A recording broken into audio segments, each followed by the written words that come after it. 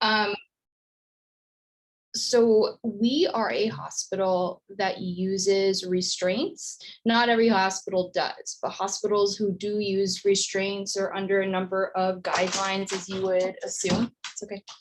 Um, both by the federal government, state governments, and then individual hospitals have their own policies. So any hospital that uses restraints is under the umbrella of certain federal guidelines if they participate in Medicare and Medicaid, which we do, of course. So if you're anything like I was when I was an intern, I want to say not that long ago, I came from a hospital that did not use restraints when I was in medical school. So coming to the county, I trained at LAC USC, was kind of a shock to me. And as with most things in the county, you kind of learn by fire hose. And a lot of things are kind of thrown at you and you digest them, but you do figure out over time, a short period of time, that you're completely capable of handling this and becoming comfortable on the wards with this sort of thing. So what are restraints?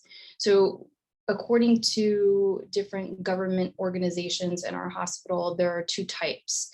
There's physical restraints and there are chemical restraints. So physical restraints is exactly what it sounds like it is.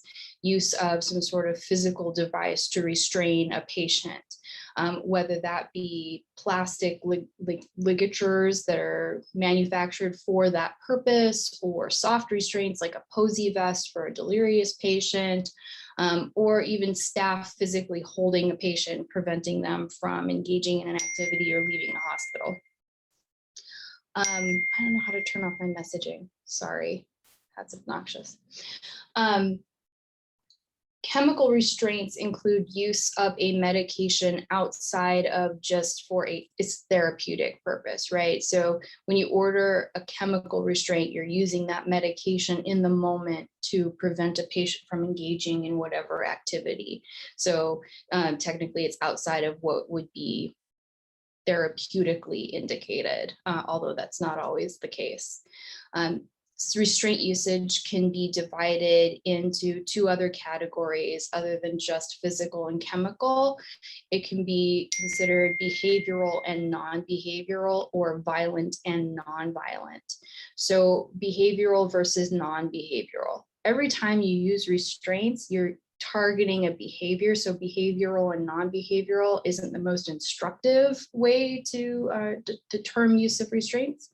But essentially what that means is if somebody requires behavioral restraints, it means that they are acting in a way that is going to cause imminent risk of harm to either themselves or others. And we need to emergently intervene, restrain them to prevent them from hurting themselves or others. So the word imminent is used frequently in the law, but it is never actually defined. So we'd like to think that it's minutes, but really it's not defined. It's really up to individual hospitals to define imminent in the document as to why it was thought that somebody was an imminent risk. So this would hold a lot of psychiatric patients, people who are on LPS holds and people who are not.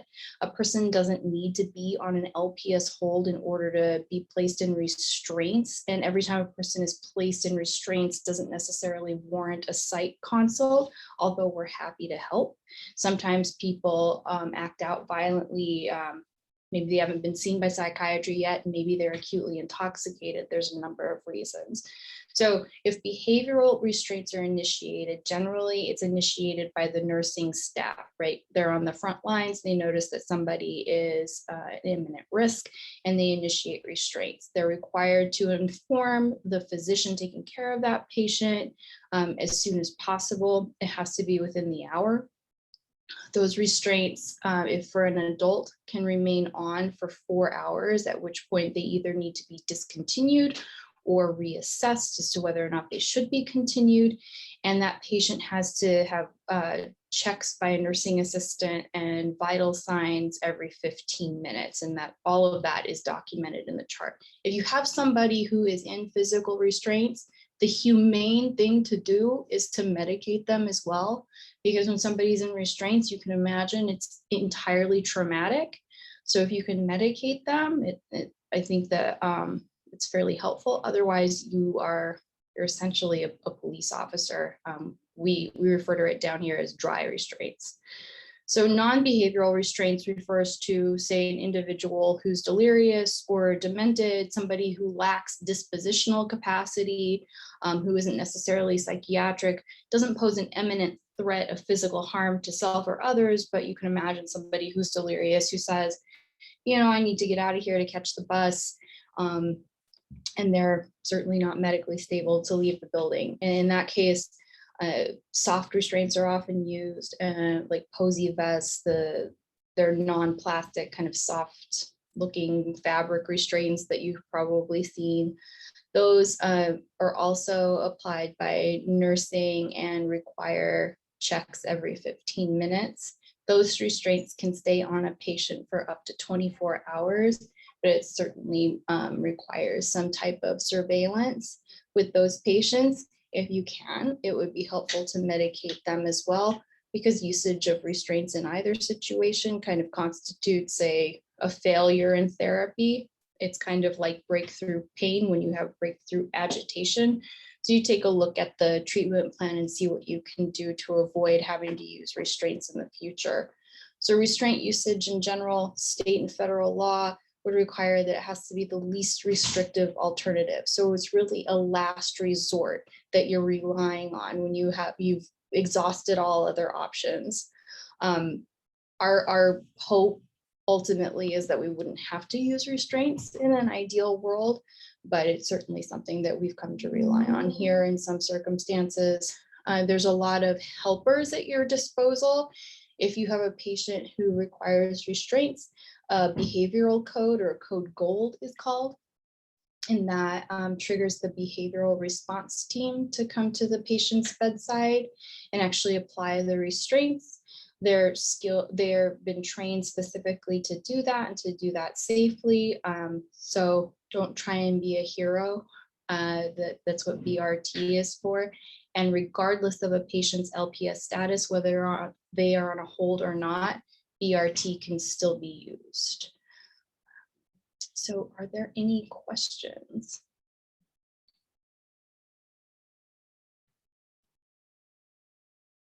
It's okay if there's not.